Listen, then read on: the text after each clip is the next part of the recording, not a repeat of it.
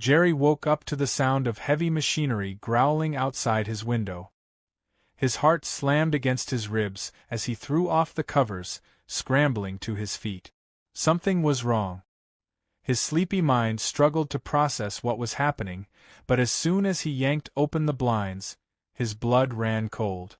There, at the edge of his property, a massive yellow excavator sat idling, its engine rumbling like a hungry beast ready to devour. A group of men in neon vests stood near the curb, one of them holding a clipboard, another one stretching caution tape across his driveway. Jerry's stomach churned as panic clawed at his throat. He barely had time to grab his phone before he heard the loudspeakers blaring from the truck parked nearby. By order of the Homeowner Association, this property is scheduled for demolition due to noncompliance with community standards. His brain short-circuited for a second. Demolition? What community standards? He didn't even belong to their stupid HOA. He yanked open the door and stormed outside, barefoot, adrenaline flooding his veins. "HEY," he bellowed, waving his arms. "What the hell do you think you're doing?" The man with the clipboard barely glanced up before returning to his note. "Sir, please stand back. This is an authorized operation." Jerry gawked at him. Authorized by who? He already knew the answer. His heart pounded as his gaze flicked across the street, and sure enough, there she was. Brenda, the HOA president, standing on her front porch, arms crossed, watching with the smug satisfaction of a queen overseeing a peasant's punishment. His hands curled into fists as white-hot rage pulsed through him. He had expected the HOA's usual petty antics, passive-aggressive letters, ridiculous fines, maybe another fake warning about his trash bins being unsightly. But this? This was a declaration of war. It had started months ago when Jerry, a software engineer tired of the city's relentless noise and congestion, finally found his dream retreat, a quaint vacation home nestled at the edge of a quiet, tree-lined community. The place was perfect, private, peaceful, and most importantly, not under the rule of an HOA. He had made sure of that before buying the property, double-checking the boundaries and confirming with the seller, an old-timer named Paul who had gleefully told him, "I built this house outside their grip on purpose. Best decision I ever made." That was all Jerry needed to hear. He signed the papers, packed his weekend's bags, and for the first time in years, he had a slice of paradise to escape to. Life was good.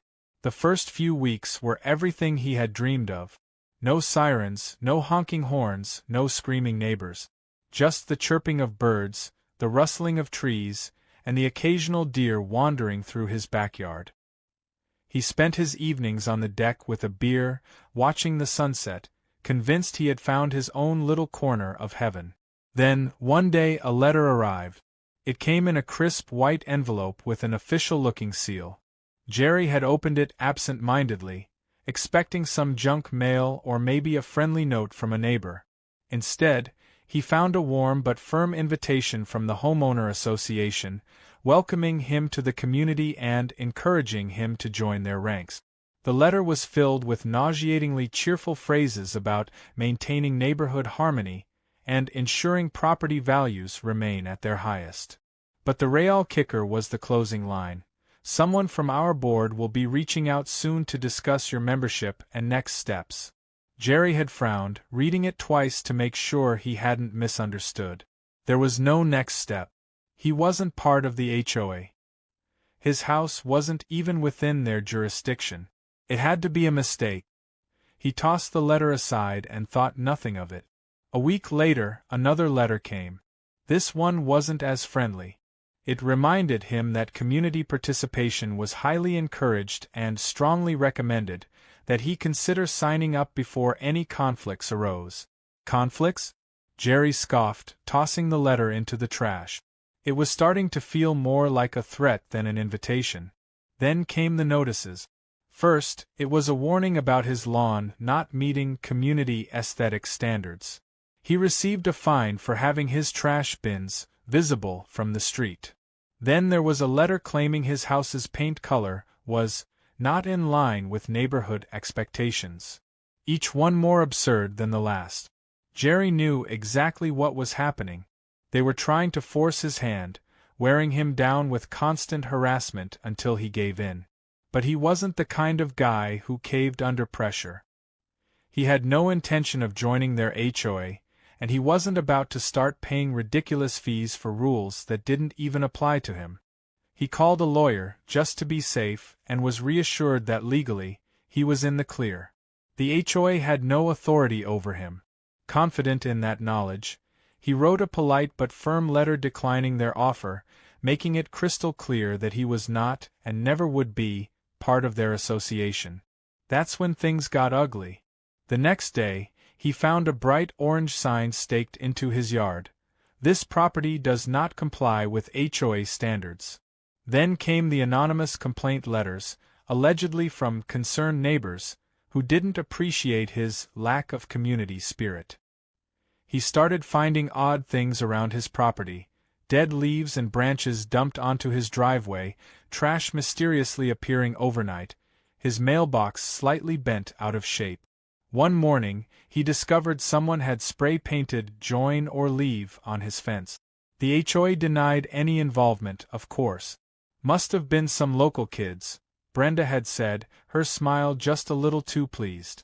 Jerry installed security cameras, but the harassment continued, always just subtle enough to avoid clear evidence of who was behind it.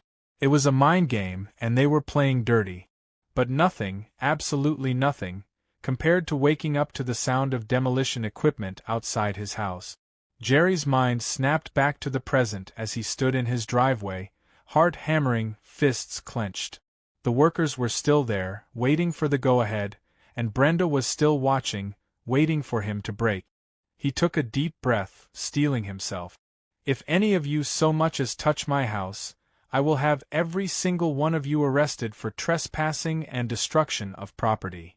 The clipboard guy hesitated, his pen hovering over the paper. Jerry pulled out his phone and started recording. "Let's get one thing straight. I am not part of your HOA. You have no authority over me. So unless you want to explain to the cops why you're illegally demolishing private property, I suggest you pack up and leave." There was a long, tense silence. Then, the clipboard guy turned to his crew and gave a half-hearted shrug. "Stand down," he muttered. The workers exchanged uncertain glances, then started backing away, shutting off their equipment. Jerry exhaled slowly, feeling the tension in his shoulders loosen just a fraction. He had won this round. But as he turned back toward his house, he saw Brenda still standing there, her expression unreadable.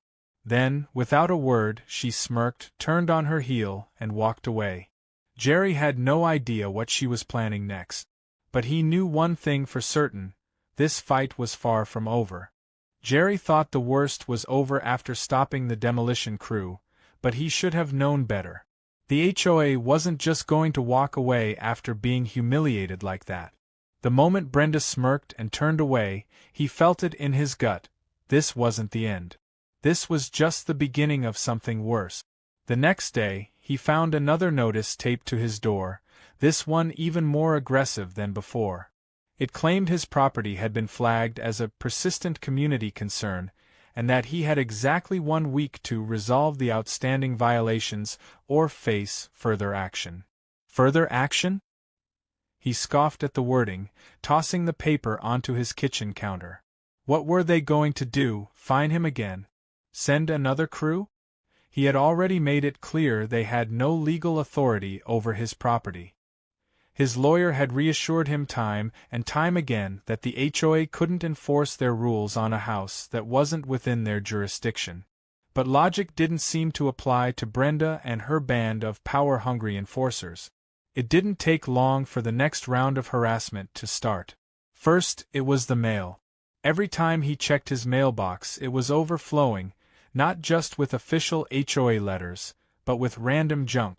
Piles of real estate advertisements, community bulletins, and oddly enough, old newspapers dated from weeks ago. It was as if someone had deliberately stuffed it full to annoy him. Then came the complaints.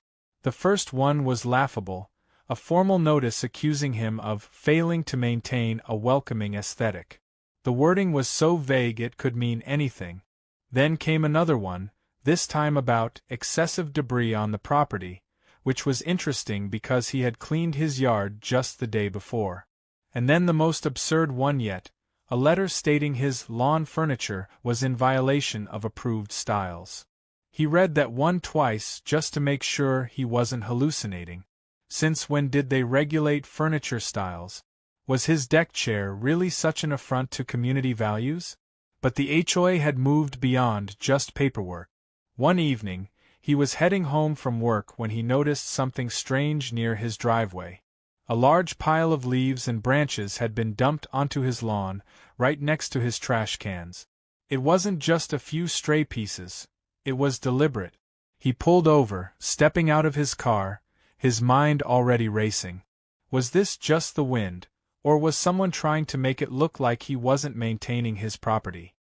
He sighed, running a hand through his hair. It could have been a coincidence, but by now, he knew better. He spent the next hour cleaning it up, feeling the heat of frustration settle in his chest.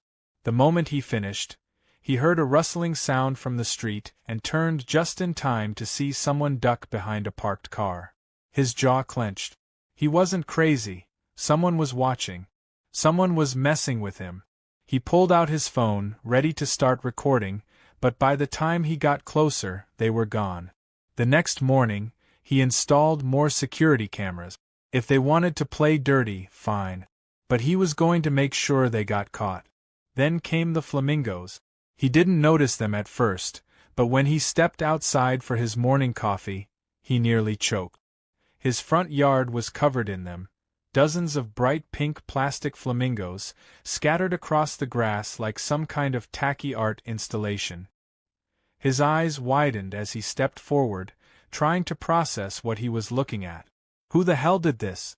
A sharp laugh made him turn, and there she was, Brenda, standing across the street, sipping coffee from a HOA-branded mug. "Good morning, Jerry," she said sweetly, her voice dripping with fake innocence. "Lovely day, isn't it?" Jerry exhaled slowly, resisting the urge to throw something. "You think this is funny?" She shrugged, taking another sip. "I just assumed you liked making a statement. You know, considering how uncooperative you've been." His fists clenched at his sides. "You're trespassing. Again." Brenda smiled, completely unfazed. "Oh, I wouldn't call it trespassing. The flamingos? They're just a friendly gift. A way to brighten up the neighborhood." Jerry looked back at the ridiculous display and let out a dry laugh. "Oh, you want to play games? Fine." That afternoon, he went out and bought twice as many flamingos. If they wanted a war of pettiness, he would give them one. The next morning, Brenda found her own yard covered in an army of pink plastic birds. He even arranged them in a formation spelling out NOHOA. He stood back, arms crossed, watching from his porch as Brenda stormed out, her face red with fury. "You're making a fool of yourself," she snapped, pointing a perfectly manicured finger at him. "No," he said, smirking, "I'm just playing by your rules." But it wasn't over. Not by a long shot. Days later, Jerry arrived home to find something new waiting for him, a large, official-looking sign posted at the edge of his property. His stomach dropped as he got closer, reading the bold print. "Notice of unsafe structure. Demolition pending." His heart pounded as he tore the sign from the ground, scanning for any indication of who had posted it. And then, just like clockwork, another letter arrived in his mailbox, this one claiming that an anonymous inspection had deemed his home a safety hazard and that he would be required to pay $5,000 in compliance fees or face potential legal action. Jerry saw red. This wasn't just a joke anymore. This was an all-out attack. He stormed across the street, fists clenched, knocking on Brenda's door with more force than necessary. When she opened it, she was still wearing that same smug smile. "Jerry," she said, feigning surprise. "What a pleasant—" "Cut the crap," he snapped, shoving the letter toward her. "You know damn well this is fake." She blinked, tilting her head. I have no idea what you're talking about. An inspection? From who? The HOA doesn't have the authority to inspect my property, let alone label it unsafe. She pursed her lips, pretending to consider. Well, Jerry, some of the neighbors have expressed concerns. It's our duty to ensure the community remains safe and aesthetically pleasing. His grip tightened on the letter. If you so much as try to send another fake fine, I will take legal action. And if I catch one of your goons stepping foot on my property again, I'll have them arrested. Her smile finally faltered, just a little, but she wasn't done yet. Oh, Jerry, she sighed dramatically. You really should just cooperate. It would make things so much easier for everyone.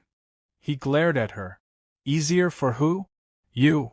She didn't answer, just offered a slow, knowing smirk before closing the door in his face. Jerry didn't sleep much that night. He had dealt with pettiness before, but this was beyond that.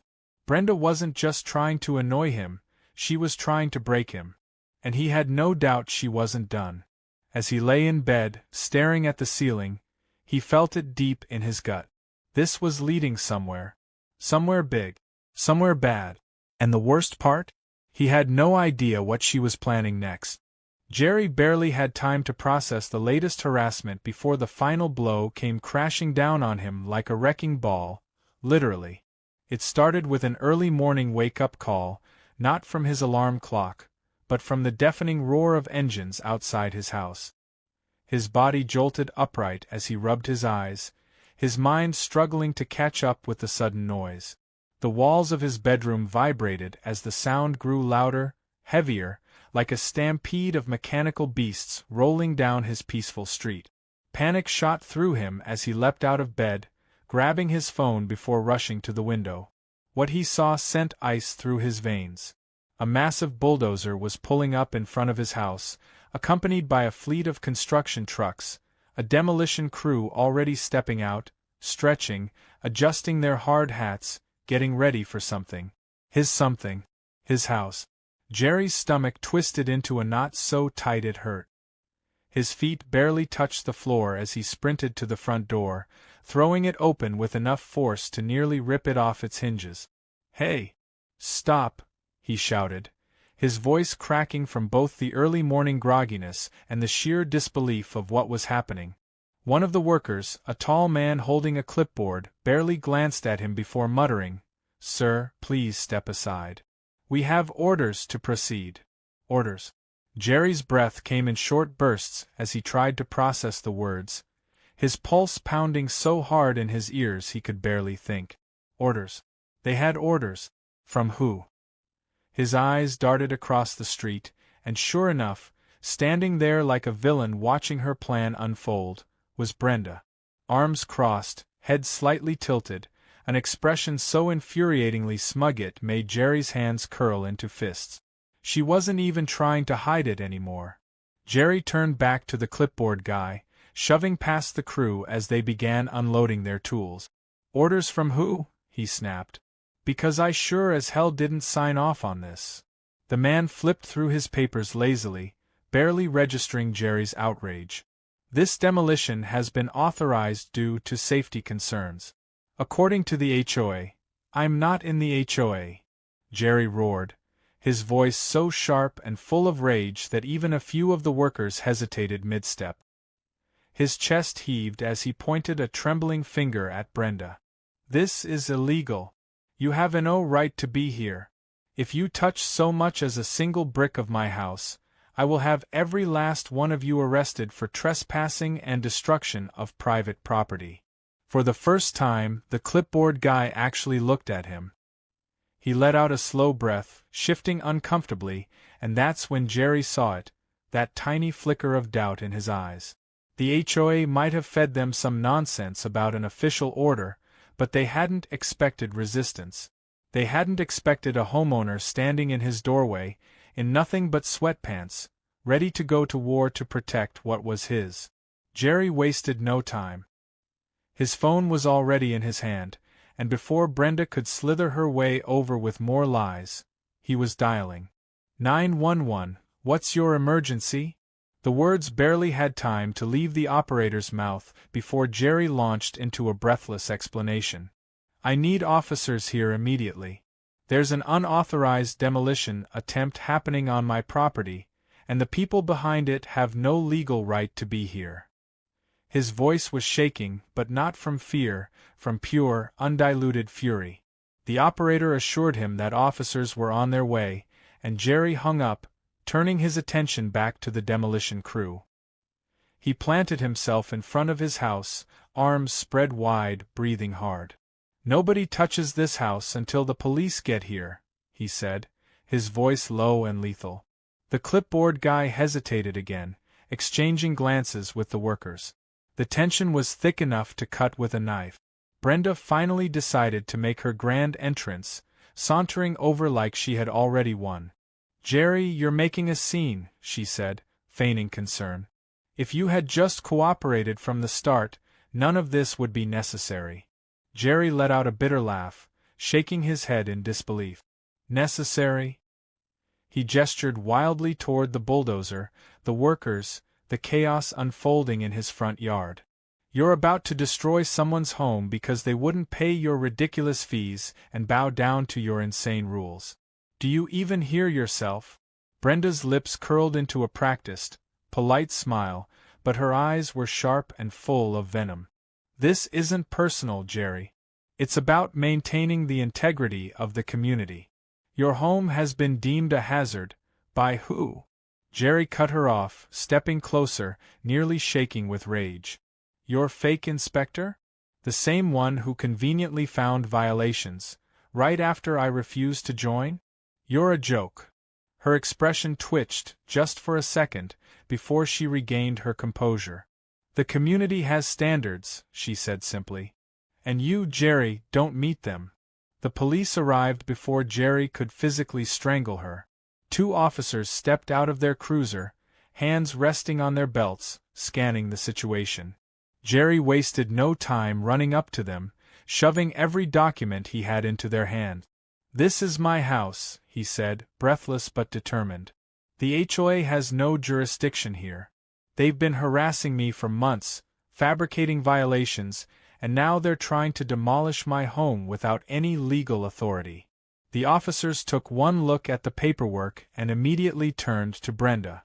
"Ma'am, do you have legal documentation proving this demolition is authorized?" Brenda hesitated, but only for a moment. Then she handed over her own stack of papers. Jerry watched closely as the officer flipped through them, his expression shifting from neutral to something much less patient. Then he sighed, shaking his head. "This isn't legally enforceable," he said firmly. "The HOA has no right to carry out a demolition on private property without a court order. This is trespassing at best, destruction of property at worst." Brenda's face darkened, her grip on her coffee mug tightening. "Officer, I think you're misunderstanding." "No," Jerry snapped, cutting her off. "You're misunderstanding. Your little reign of terror? It ends today." The officers turned to the demolition crew. "Pack it up. This job is cancelled." Just like that, the workers started gathering their equipment, exchanging awkward glances as they loaded everything back onto their truck. The clipboard guy mumbled an apology before trudging off, clearly eager to be done with this disaster. Jerry felt a wave of relief wash over him, but it was far from over. Brenda wasn't going to let this go, not without one last dig. "You think this is over?" she murmured, low enough so only Jerry could hear. "You may have one today, but I promise you, I always get what I want." Jerry smiled, a slow, victorious smile that made her stiffen. "Not this time," he said. "And not ever again." The days that followed were a whirlwind of legal battles and media coverage. Jerry's lawyer wasted no time filing a lawsuit against the HOA, citing harassment, emotional distress, and attempted destruction of private property. The local news ate the story up, turning Brenda into a public villain overnight. Neighbors who had been too afraid to speak up before finally came forward, sharing their own horror stories about her oppressive rule. Under pressure and facing mounting legal fees, Brenda finally resigned as HOA president. The lawsuit settled in Jerry's favor, awarding him a hefty sum in damages. But more than that, he had his home. His peace. His freedom. As he sat on his deck weeks later, watching the sunset with a beer in hand, he let out a long, satisfied sigh. The battle had been brutal, exhausting, and at times infuriating. But in the end he had won. And damn, it felt good.